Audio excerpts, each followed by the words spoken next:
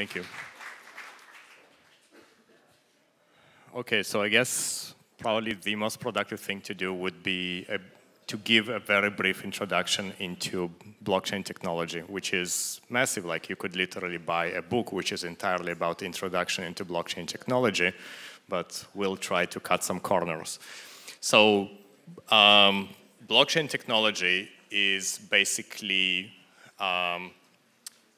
a way of storing and distributing data in a decentralized manner. So the most basic implementation of blockchain technology would be Bitcoin, something that you may have heard about.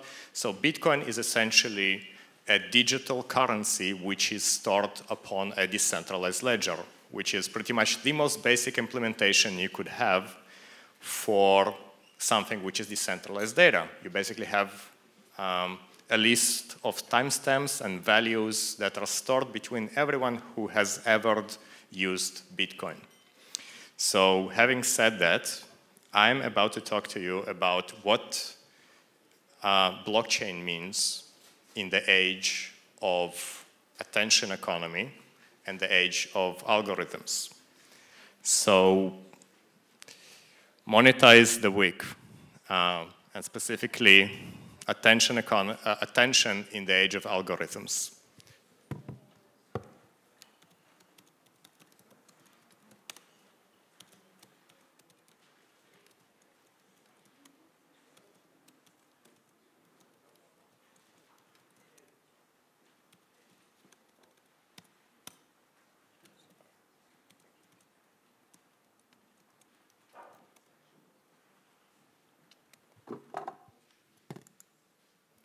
So you know that saying where you are what you eat?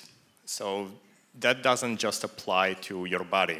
Your body is essentially the eventuality of all the things you've eaten, and they have been converted into something that your body finds useful. And basically, you are the result of the things you've eaten. The same principle can be applied to your mind. Your mind is essentially an eventuality of all the things you've ever consumed, all the things that have been brought to your attention and have been put together to form an opinion about things and a certain identity that you operate with. Your body, your mind, your opinion, your identity, the way you communicate with people is something that has been formed by, obviously, a combination of your environment, nature, so on and so forth. And in the past, the things that could have been brought to your attention have been largely controlled by your very immediate environment and the things you choose to consume. Today, the things that compete for your attention are very, very, very different. And they can gradually change the way you perceive things, whether it's politics, other people, and nowadays more and more entities, whether commercial or non-commercial, they have significantly more tools in terms of affecting the way you perceive things simply through algorithmic optimization.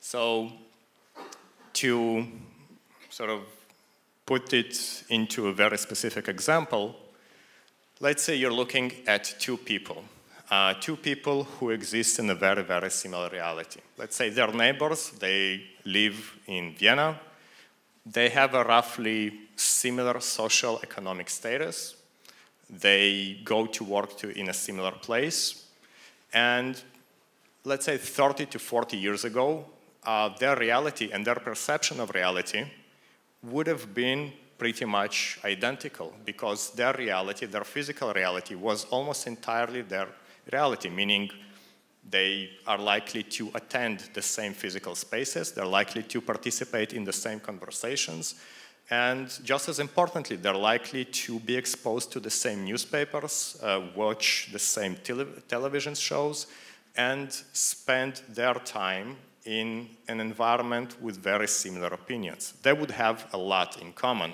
They are very likely to have very common values.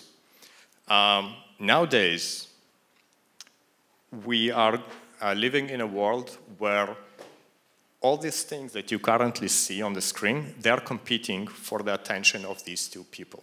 So I assure you, League of Legends is not entirely different from Facebook or Instagram, and Netflix is not entirely different from Twitter. The reason is simple. For most of these products, success means hours spent within the product. So when a person spends 50 hours a week playing League of Legends, that means that they're not spending 50 hours a week watching Netflix. If a person is completely addicted to Facebook and they spend, let's say, 70 hours a week on Facebook, that means that they do not have time to spend on Reddit. So these are basically different products, but they all compete for the exact same thing, for the person's attention. And they have very different ways of acquiring it and retaining it. And most importantly, every single tool is developed continuously by people who optimize it in order to make sure that the person keeps coming back. The attention that users today allocate to these products is not the natural result of their will. We bake in gratification mechanisms, mechanisms that make the person come back again and again and again into the application. Facebook has notifications. You may have noticed, for instance, when you go into the application itself, if you pull it down, it takes just a fraction of a second to reload. That fraction of a second is actually designed specifically to mimic the behavior of a slot machine. So if you go into Facebook, and in order to refresh the feed, you pull it down, it takes a fraction of a second to deliver the result, simply to create this anticipation before you are presented with the next series of results, which is quite similar to gambling, quite similar to slot machines. And so all of these things basically want you to spend as much time as possible consuming the content within their world. Now, coming back to those two people that spend their time within those applications. As mentioned, each application wants you to spend as much time as possible. And the best way of getting the person to spend as much time as possible within an application is to continuously reinforce their worldview. So to put it into very specific examples, let's say if you are a Hillary supporter and you are less likely to enjoy news about Trump, and then you are more likely to unsubscribe or stop liking things related to Trump, and then you are more likely to see news about Hillary. Same goes for the other side. If you're a Trump supporter and you see that a certain news outlet is consistently putting out pro-Hillary communications, you're more likely to unlike it. And so eventually, most of these systems basically optimize their experience towards the thing that makes you feel best about yourself in order to get you back into the product so you can feel great about yourself again and again and again, to basically eventually create a perfect echo chamber around your own identity. And so due to these products, eventually we end up with a worldview which is entirely designed by entities that have nothing to do with the world people actually operate and live in. On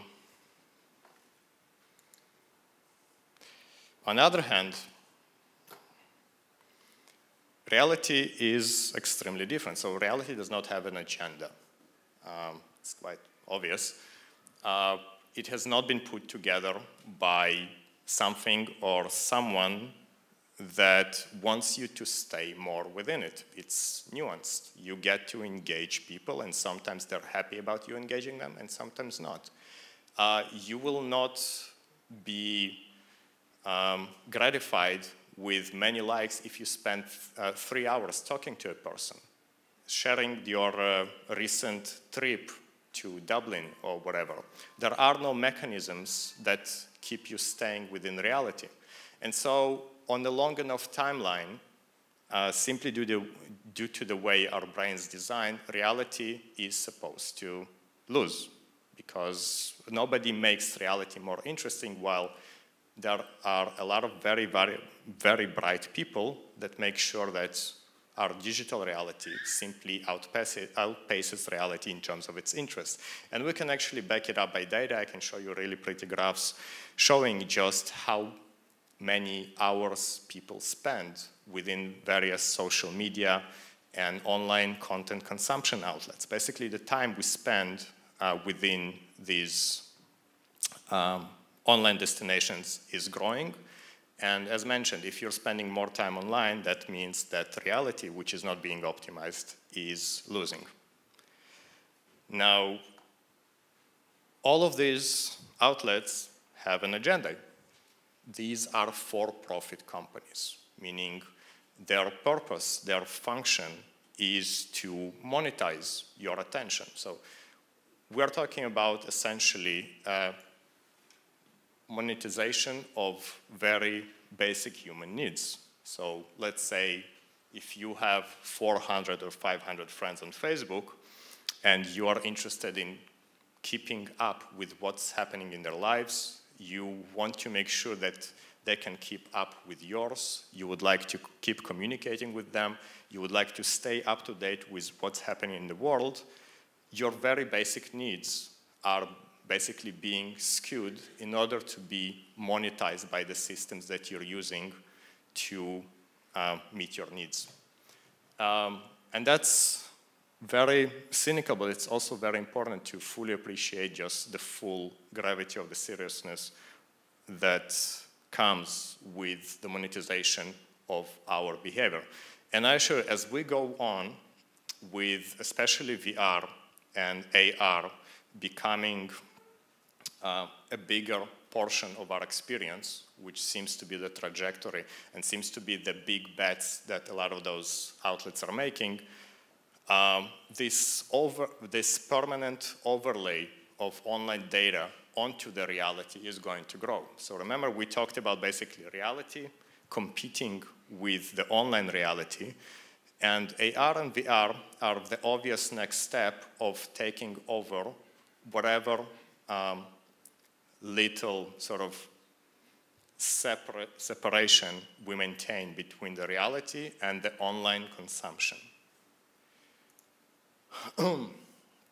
Now, the good thing though, and this brings me to blockchain, is the fact that technically these companies, from a technological perspective, many of them, they don't actually have to exist as singular entities. Now, I'll give you a very specific example as to what I mean. So let's say torrents. I know that in Austria specifically, torrents are not a big thing, but in some countries they are. But if we look at torrenting specific and the torrent network, the amount of bandwidth, computational power, and storage which is powering that network is significantly bigger than the one required to operate WhatsApp, which is a Facebook company and is valued at over $20 billion. Now, the thing is, that means that we essentially can have a decentralized WhatsApp. We don't need a central WhatsApp company to send messages to each other. We could just establish a completely decentralized solution that allows us to send messages to each other. And WhatsApp, from a purely technological standpoint, is simply irrelevant. Same goes for Instagram. Instagram, again, the amount of data that is transferred through Instagram servers is less than the one that is used by the P2P sharing, file sharing networks. Meaning, again, we could implement a completely decentralized Instagram solution which simply takes away power from the billion-dollar company. And that solution, it is not optimized for the monetization of our attention, meaning we could simply build solutions for ourselves. which entirely changes the balance of power. We build solutions for ourselves, not for the monetization of our own attention by a singular for-profit entity. And this sort of brings me back to what we're doing at Scenario. So that Scenario, you're welcome to Google as to what it is and what it does, but in simple terms, Scenario is the attention economy company, and we are developing solutions specifically for the attention economy in decentralized manner.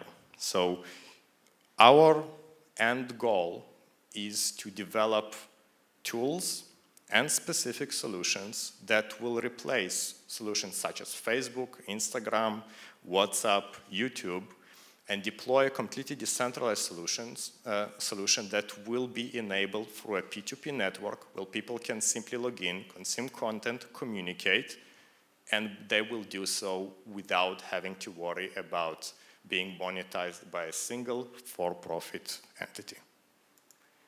So that's it. Thank you very much for your attention.